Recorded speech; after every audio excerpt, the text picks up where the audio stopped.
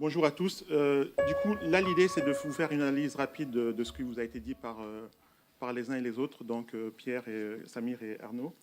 De manière générale, le propos sera articulé en 3 points. Le premier, c'est essayer de montrer en quoi est-ce que la création de l'observatoire de la Fondation Fabre sur la e-santé est en soi une première, on va dire, mondiale pour, si on veut ne pas être modeste, et au moins une première vraiment objectivement, parce qu'on n'en a pas vu d'autres. Le second point, c'est que l'observation telle qu'elle a été résumée tout à l'heure par Pierre, a été menée dans la première phase en se concentrant sur les pays les plus fragiles, particulièrement les pays francophones, et on va vous montrer pourquoi. Et le dernier point, c'est des sources d'inspiration qui viennent des pays anglophones, aussi bien des pays anglophones d'Afrique que d'Asie, à la fois sur les aspects business et sur les aspects non business. Donc sur le premier point, l'Observatoire de la e-santé, une première. Là, l'idée, c'est de dire qu'en fait, on est sur un enjeu quand même qui est important. Parce qu'en général, quand on parle de numérique, on ne sait jamais si on parle de gadgets ou si on parle de choses à impact. Là, c'est une illustration parmi 100 autres. Le taux de mortalité maternelle, là, pour 100 000 habitants, si vous voyez la courbe au niveau Afrique, par exemple, on est à 480 éléments de mortalité maternelle sur 100 000 naissances, comparé à 20 en France. Donc, on a 24 fois plus de chances de mourir en fait, en donnant accès à la vie quand on est en Afrique et quand on est une femme, qu'en France. 24 fois plus de chances. Donc, la question clé, c'est de savoir comment est-ce que la e-santé peut aider à résoudre ces vrais problèmes. Elle ne va pas le faire seule, bien sûr, puisqu'il y a les aspects à la fois de santé et de déterminants de la santé qui sont importants. Mais globalement, ce qu'on observe, c'est que aussi bien le Mobile Financial Services, tout ce qui est, on va dire, aspect financier qu'on a aujourd'hui sur le mobile en Afrique, c'est-à-dire qu'il y a énormément d'éléments du PIB, comme dans des pays comme le Kenya, qui passent par le mobile. On peut imaginer que demain, la santé pourra aussi bénéficier de technologies numériques pour faire des effets de levier qu'aujourd'hui on n'a pas observés. Notamment, il y a pas mal d'aspects que chacun connaît ici, mais un des aspects qui m'interpelle notamment, c'est la transparence.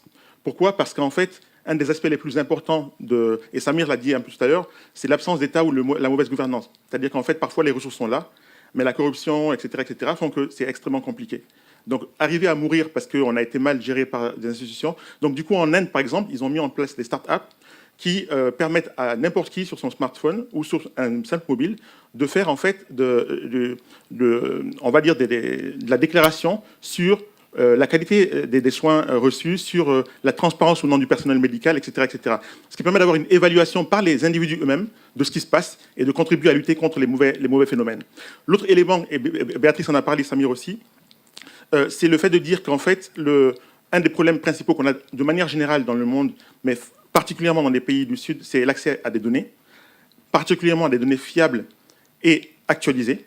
Et là, le numérique aussi est un bon outil pour ça, puisque là, on est directement en contact avec on va dire le end user, comme on dit en anglais, mais en gros, c'est l'utilisateur final, et par ce fait-là, on peut connecter les données en temps réel, permettant d'avoir une plus grande efficience après, en termes d'analyse et de décision.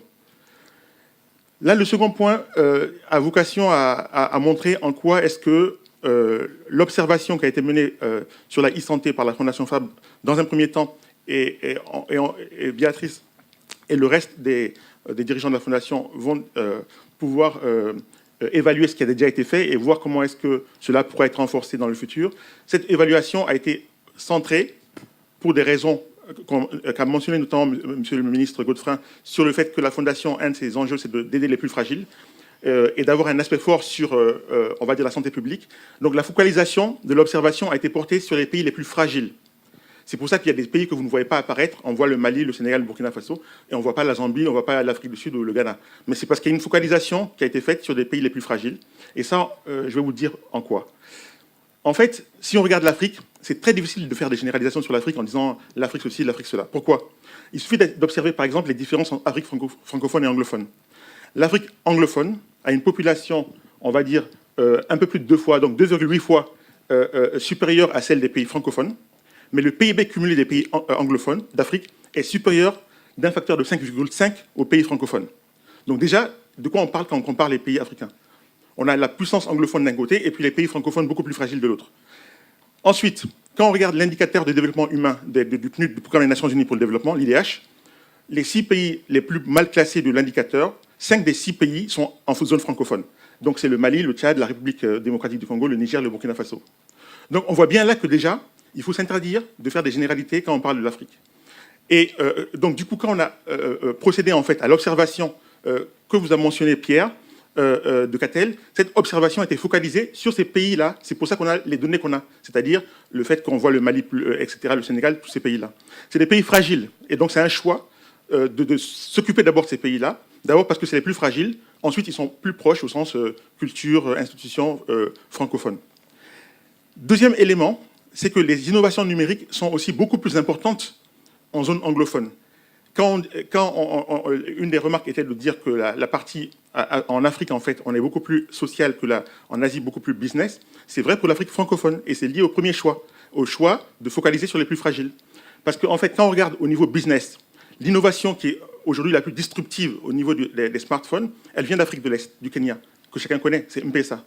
Donc aujourd'hui au Kenya, près de 1/3 du PIB passe par le mobile, alors que les banques avaient un taux d'accès à la population de 5-10%. On a multiplié ce taux-là par 6 en quelques années grâce au mobile. Et ça génère énormément de business, puisqu'aujourd'hui, c'est un des drivers clés, un des moteurs de l'expansion des acteurs télécoms en Afrique. Et à telle enseigne que Orange, qui a lancé cette initiative d'Orange Money bien après le Kenya, est en train d'amener cette initiative maintenant en France. Ce dont parlait le ministre tout à l'heure, Godefroy, au sens innovation nord-sud, mais aussi sud-nord. Or, on ne voit pas d'initiative de ce genre en zone francophone. Et pourtant, c'est une initiative business qui touche un grand nombre de personnes, des millions de personnes, des dizaines de millions. Autre élément de comparaison, c'est au niveau démographique et de santé. Et de quoi on parle également quand on parle des pays d'Afrique. Quand on voit qu'au Mali, l'espérance de vie est de 55 ans à peu près, au Kenya de 63 ans et au Maroc de 76 ans. Donc rien qu'entre le Mali et le Kenya, on a une espérance de vie de 8 ans. C'est énorme, 8 ans d'espérance de vie de différence. Et là, on ne normalise pas par des aspects urbains ou non urbains. Donc, il y a un choix qui a été fait de focaliser sur les zones les plus fragiles pour des raisons que je vous ai indiquées.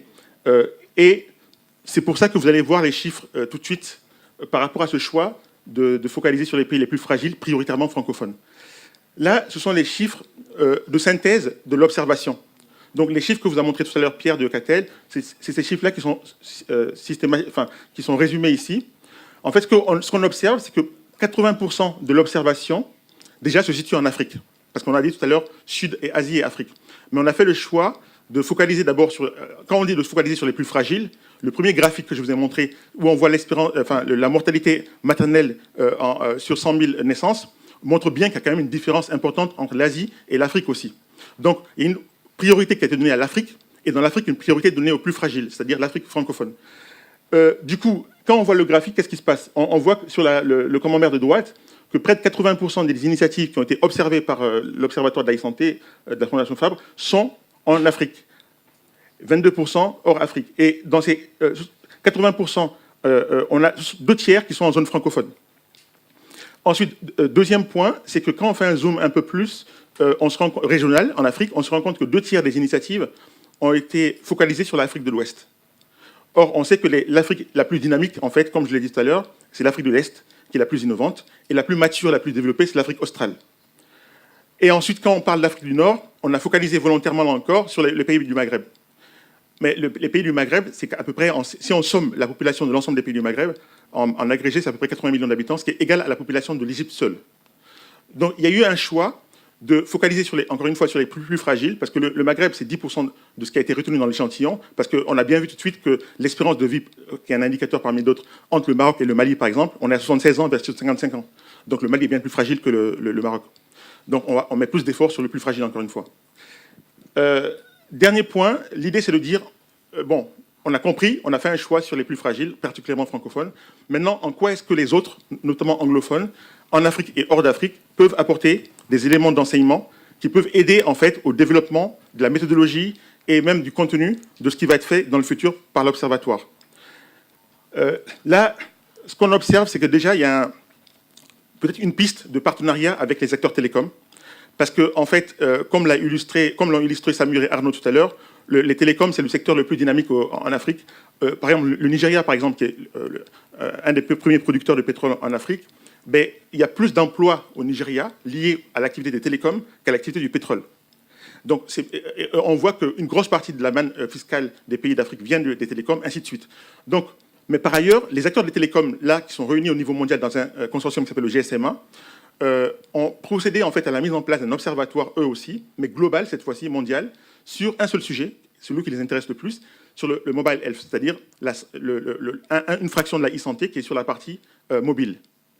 Et en fait, ce qui en ressort là, c'est qu'ils ont identifié, rien qu'en Afrique, plusieurs centaines d'initiatives, mais à plus de 90% en Afrique anglophone.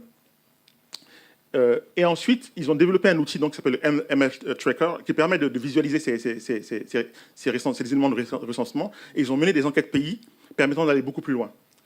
Et donc, on peut imaginer qu'un premier axe de développement au niveau de la fondation, sans changer sa vocation, qui est d'aider les plus fragiles, au moins dans un premier temps, et de manière majoritaire, ce serait de montrer des partenariats avec ce genre d'acteurs, parce qu'ils ont accès au plus grand nombre de personnes et parce qu'ils ont une puissance importante dans ces pays-là. Et les acteurs les plus importants en Afrique, par exemple, au niveau télécom, c'est MTN, qui est sud-africain, mais qui couvre une dizaine ou une quinzaine de pays en Afrique, Vodafone, qui est notamment au Kenya, etc., Orange ou Etisalat. Voilà. Autre élément, c'est qu'on peut imaginer aussi un deuxième axe qui serait de développer des partenariats avec des fondations créées par des géants du numérique.